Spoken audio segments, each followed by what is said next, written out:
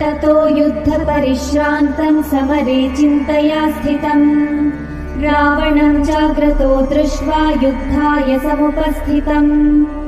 दैवतैश्च समागम्य द्रष्टुमभ्यागतो रणम् उपगम्याब्रवीत् रामम् अगस्त्यो भगवान् ऋषिः राम राम महाबाहो शृणु गुह्यं सनातनम् येन सर्वनरीन् वत्स समरे विजयिष्यसि आदित्यहृदयं पुण्यं सर्वशत्रुविनाशनम् जयावहं जपे नित्यम् अक्षय्यं परमं शिवम् सर्वमङ्गलमाङ्गल्यं सर्वपापप्रणाशनम् चिन्ताशोकप्रशमनम् आयुर्वर्धनमुत्तमम् रश्मिमन्तं समुद्यन्तं देवासुरनमस्कृतम् पूजयस्व विभस्वन्तं भास्करं भुवनेश्वरम् सर्वदेवात्मको ह्येषे तेजस्वी रश्मिभावनः एष देवासुरगणान् लोकान् पाति गभस्तिभिः एष ब्रह्मा च विष्णुश्च शिवः स्कन्दः प्रजापतिः महेन्द्रो धनदः कालो यमः सोमो ह्यपाम्पतिः पितरो वसवः साध्या ह्यश्विनौ मरुतो मनुः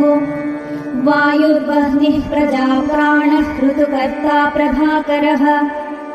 आदित्यः सविता सूर्यः खगः पूषा गभस्तिमान् सुवर्णसदृशो भानुः हिरण्यरेता दिवाकरः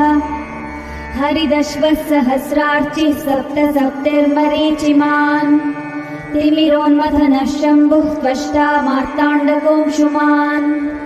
हिरण्यगर्भः शिशिरः तपनो भास्करो रविः अग्निगर्भोदितेः पुत्रः शङ्खः शिशिरनाशनः व्योमनाथस्तमो भेदी रुद्यजुः सामपारगः घनावृष्टिरपां मित्रो विन्ध्यावीथीप्लवङ्गमः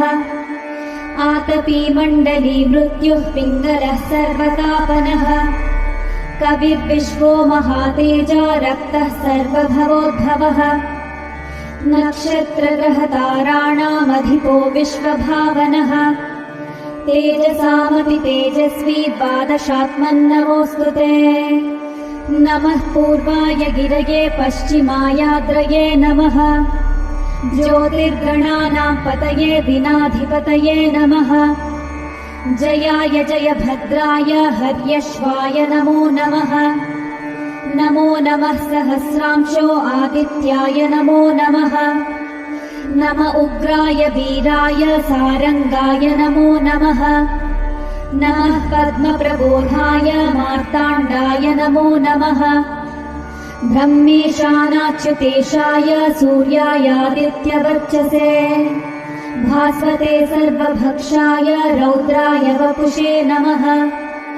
तमोघ्नाय हिमघ्नाय शत्रुघ्नाय मृतात्मने कृतघ्नघ्नाय देवाय ज्योतिषां पतये नमः तप्तचामीकराभाय वह्नये विश्वकर्मणे नमस्तमोभिनिघ्नाय रुचये लोकसाक्षिणे नाशयत्येष वैभूतं तदेव सृजति प्रभुः